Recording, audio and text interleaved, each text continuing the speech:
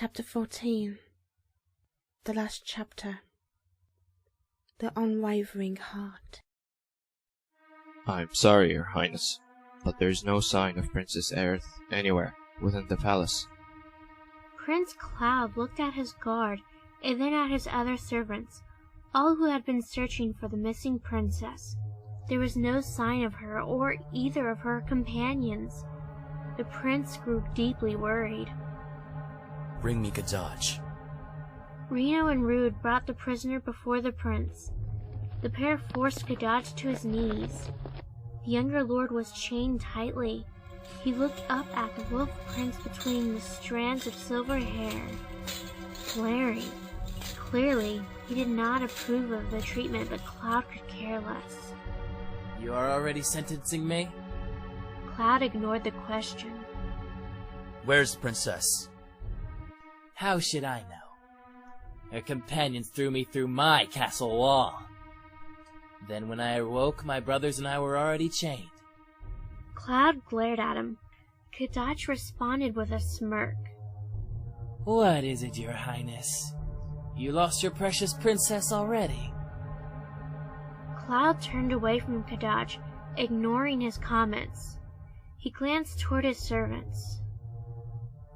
Search the entire area. I will not rest until I find her.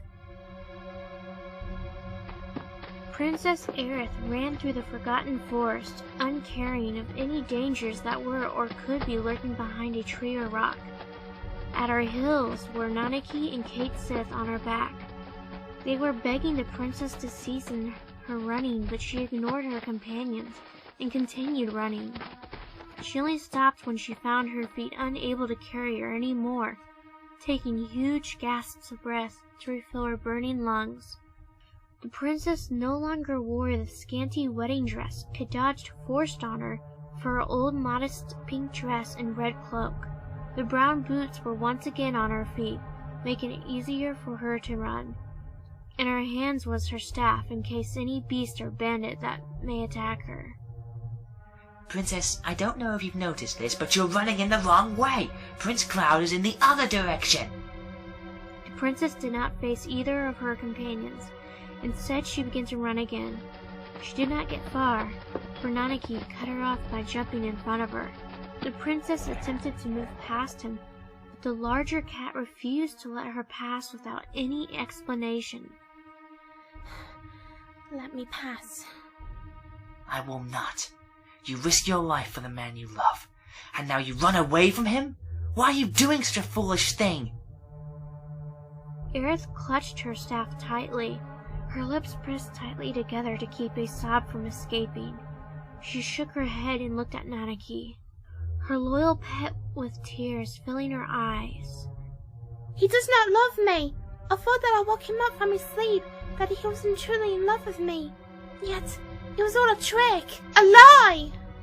But you love him. I love him more than anything, but how can I face him after I betrayed his trust? Saving Cloud was something I had to do. I told you, F-15, that even if he were to hate me, I would save him. Nanaki wanted to yell at the princess for doing something so foolish. It was clear as day that Cloud cared for Aerith just as much as she cared for him. Cloud could not fight for himself. He fought that battle to protect her. The larger and smaller cats were sure that if Dirge did force himself on Aerith, that Cloud would personally castrate the villainous man. However, the princess could not bear the idea of Cloud rejecting her again. She could not witness those looks of anger, sorrow, and betrayal ever again. So, being the weak child that she believed to be, she fled from the wolf and prince. Then if you want nothing more to do with him, why do you continue to hold on to the necklace he gave you? True enough, the white materia necklace hung from around her neck, resting above her bosom. Her hand instinctively went up to the piece of jewelry. You should return to him.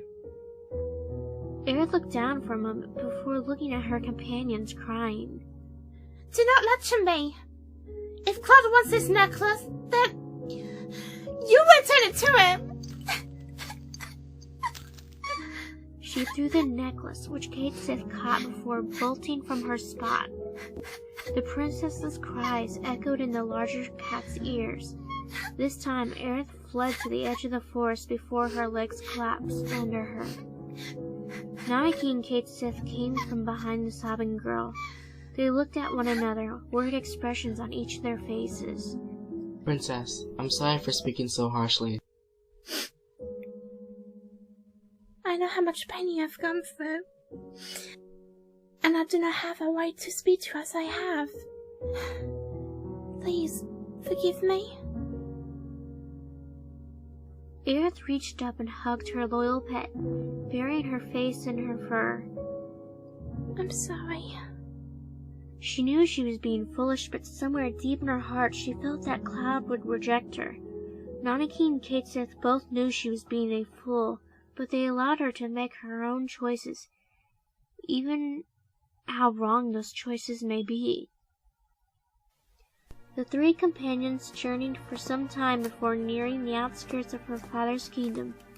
Kate Sith declined the invitation to live in the palace with the princess. He preferred the freedom to come and go as he pleased, and he admitted that the temptation of gold would be too great for him. Therefore, the tiny cat bid the princess and her pet a fond farewell. However, before the little cat could get far, Nanaki pounced on him and forced the little cat to return the necklace, which the princess had thrown to him during her haste. Kate Sith cursed, hoping both would forget the necklace would fetch a hefty price. When Aerith and Nanaki returned to the castle, both parents were shocked to see their daughter in such a state. She looked tired and dirty and dressed in such peasant-looking clothes. Ephalna instantly ordered the servants to clean her up and to prepare a large meal for her. However, Aerith simply wanted to sleep. Her father obliged her to her request and had Song escort her to her room. Ephalna wanted to protest, but her husband could see the tired and fragile look in his daughter's eyes, knowing very well she wanted her parents to listen to her request. Aerith slept the day away with Nanaki at her feet. When many of the servants discovered the princess's return, they inquired where she was and why she was no longer with the Wolf Prince. Many of them attempted to speak to her, but Nanaki frightened them away with his ability to speak. He made certain no one would bother Aerith.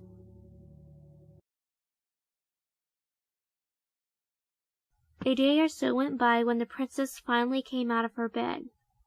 She bathed and dressed herself before coming to the dining hall for breakfast.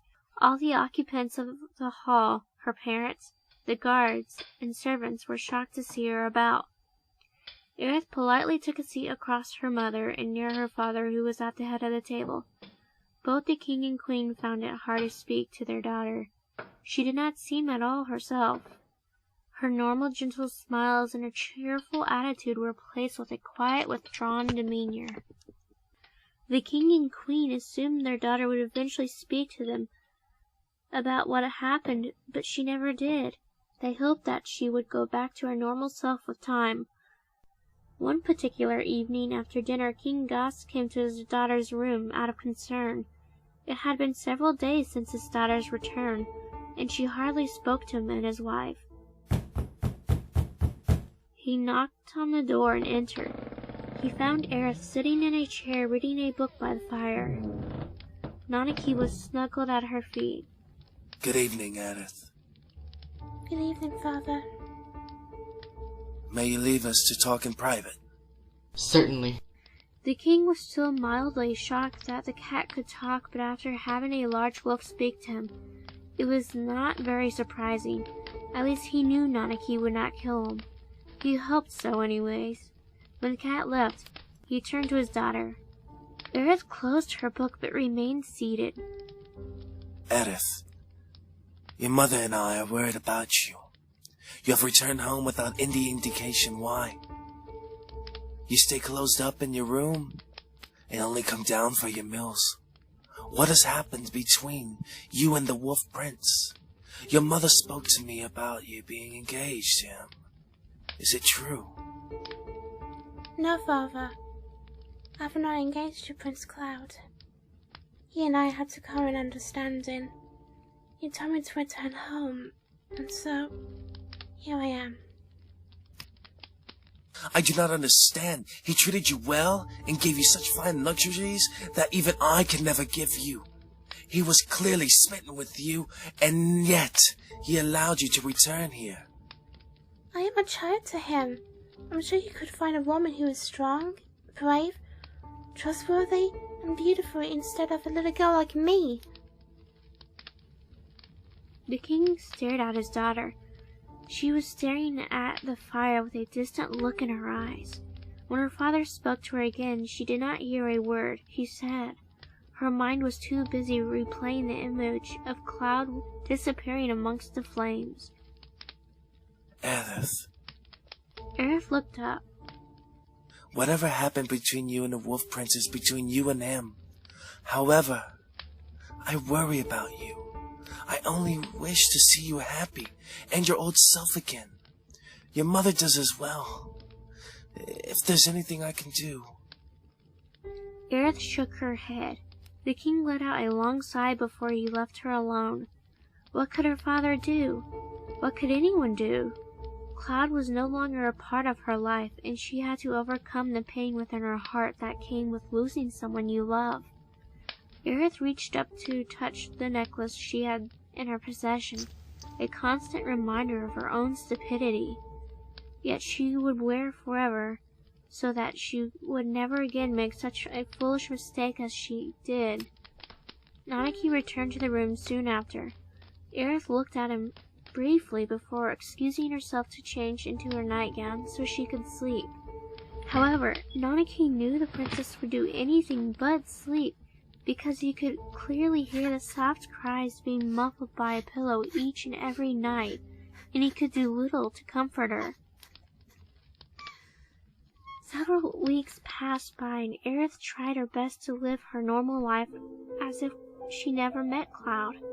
She hated worrying her mother and father. Needlessly so, she pretended her old self around them and the servants. It was only Nanaki who knew the princess's grief, but he never said a word. It was not his place to say, for it was her decision. The king and queen seemed quite pleased with the return of their daughter. It made the king smile more to see his daughter seemingly happy again. One day, however, Aerith came down to the dining hall for breakfast as usual. Normally her mother and father would greet her quietly and they would eat, talking only about light topics. Today was different. Queen Fauna was smiling big as she watched her daughter approach. Good morning.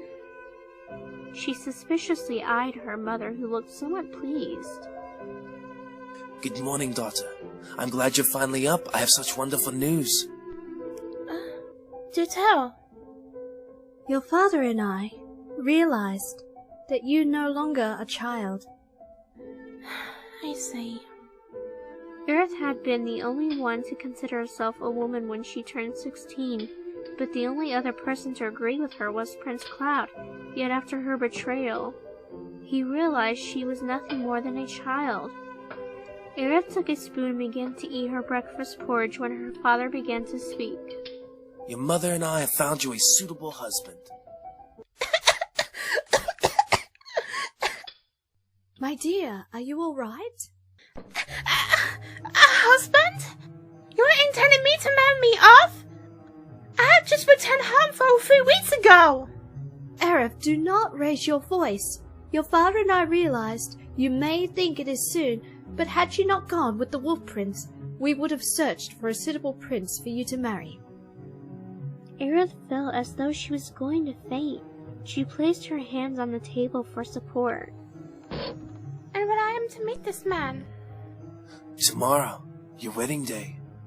Tomorrow? How can he force me to marry a man I never met the very next day after informing me?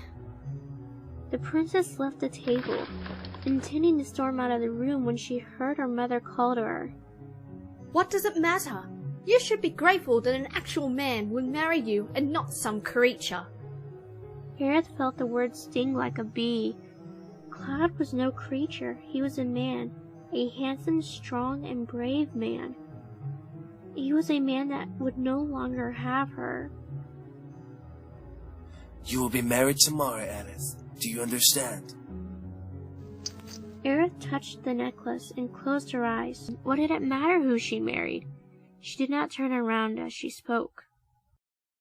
Yes, Father. The thought of being married was overwhelming for Aerith. How could her parents simply marry her off when she had been through so much? True, she did not speak much of her time with Cloudover or her harrowing journey. Those memories were too painful for her to retell, but to be so uncaring was too much for the princess. After telling Nanaki the news, her loyal pet tried his best to comfort her. He sat next to her on the floor, curling beside her. I don't know what to do or say. Perhaps he is a nice person. Maybe this is all for the best. What do you mean? I mean that maybe once I marry this man, I'll be able to forget all about Cloud. I cannot be with him, and he cannot even stand to look at me. Maybe I should be content that someone is willing to marry me. Then I shall embrace this. Nanaki brought his paw to her hand, touching it gently. Is that what you seriously want? No. The princess spent her night tossing and turning. She woke earlier than usual to find all the servants preparing for the wedding. She could not bring herself to eat any food. She became sick upon seeing the decorations hanging throughout the castle main hall. She felt even sicker when the two servants brought the princess her wedding gown, her veil, and shoes. 50 red roses tied together with velvet ribbons served as her bouquet. The princess helped her dress in the beautiful satin ball gown with off-the-shoulder straps and lace on the back. All along the dress were silver embroidery along the hem and the bodice. Aerith would have considered the dress beautiful had she not found out her future husband was the one who sent it. Aerith's hair was loose from its typical constraints due to her future husband's request. The veil itself was 2 tiers with floral embroidery that reached down past her elbows attached to a silver tiara. When the servants attempted to remove the necklace, Aerith refused and had Nanaki remove them from the room. The servants cowered away from Nanaki's vicious growls and left the princess alone, and alone she stayed.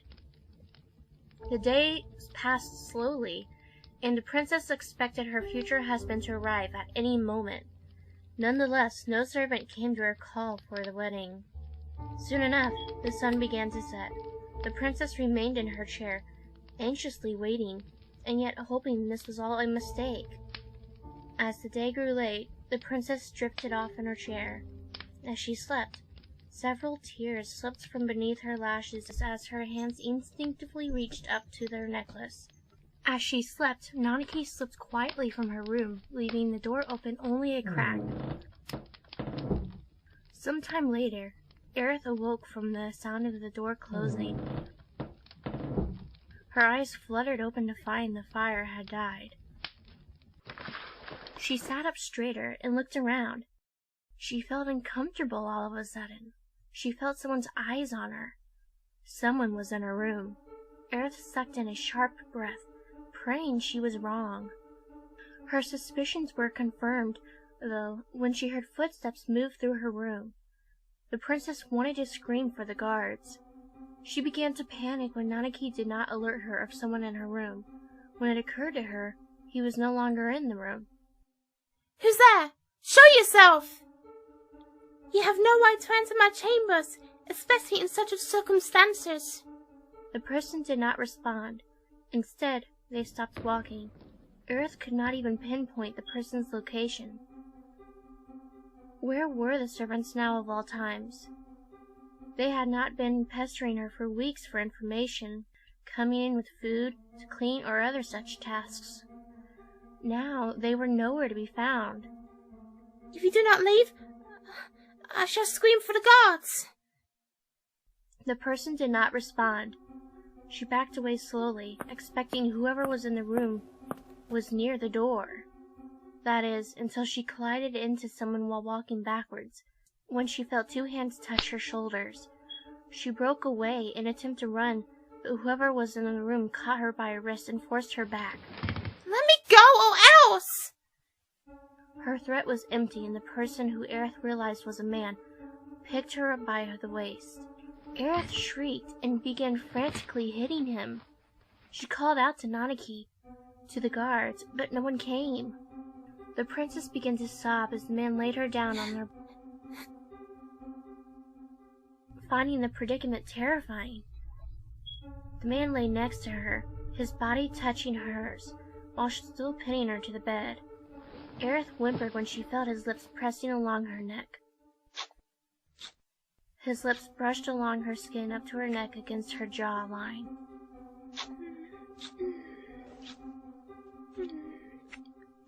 The princess let out a soft moan before she felt his lips press onto hers. With his lips to hers, Aerith saw her a moment and bit down on his lower lip as hard as she could. The man drew away, letting go of the princess. She could hear his shocking gasp. She guessed he was probably touching his lips to see if the princess drew blood. She hoped she did. That serves you right. You must be the mother and father intend me to marry me off. I might be marrying you, but you don't think I'll be simple to go to bed with you, then you might as well return to wherever you came from. There was silence. Well, do you have something to say for yourself? After spending so many nights in bed with you, now you fight me? Aerith froze. It could not be. Cloud? Yes, my princess. Aerith felt her heart flip.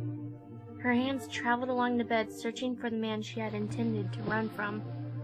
When one of her hands found his, she took it in her own two hands. She brought his hand around her waist, moving closer so that her body was against his. She snuggled into him, feeling his warmth surround her. His arms held her close, sheltering her protectively. The feeling was familiar, something she had felt the first night the princess entered her room and lay with her, and every night since. She reached up gently, touching his face, feeling the curves and lines she had long ago memorized when he refused to let her see him. Cloud, is it you? Princess let tears slip from her eyes. Cloud brought his hand to her face, brought her head up so he could look at her, although she could not see him at all. Why are you crying? I thought I would never see you again. She trembled as he held her, his thumb brushing away several of her tears. I thought you detested me for what I've done. No, you must detest me for what I did to you. She broke away from him, sitting on the edge of her bed. More tears spilled from her eyes. Cloud watched her quietly. You came back for your necklace, correct? I'm sorry for being such a coward. But I could not face you, and I find it nearly impossible to even speak. Cloud's hands took her shoulders, pulling her towards him. Don't speak then, princess. It hurts to hear that I'm causing you so much pain. Princess, I never hated you. Yes, I was furious, but it was because I had been careless. I knew once I let you return here, the seeds of doubt would be planted. I thought of you every moment, and I cursed myself for saying such cruel things to you, princess. I worried about you constantly, being Sephiroth's servant. I thought the monsters roaming the land would kill you, and it was my fault if any harm came to you. He picked up the princess and placed her in his lap so he could cradle her. Her head lay against his shoulder. He placed soft kisses on her head, his hold on her tight. Cloud refused to let her go. Princess, when I lay stunned, my heart pained to hear you cry over me.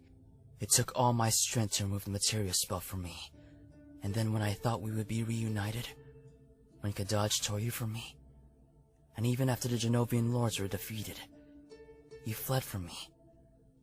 I thought you were gone forever, had it not been for Cait Sith. He had been searching for us to relay the information that you would return home. I am here to get back what I have lost. Aerith closed her eyes, trying to stop herself from crying. Cloud let out a long, slow breath. I've come for my bride, he whispered as he lowered his head, lips brushing across hers. Aerith burst into tears against his kiss. She wrapped her arms around his neck, and she pressed her lips to his. When they broke apart, Cloud wiped away her tears, making her more presentable. The ceremony's about to begin. We should not be late.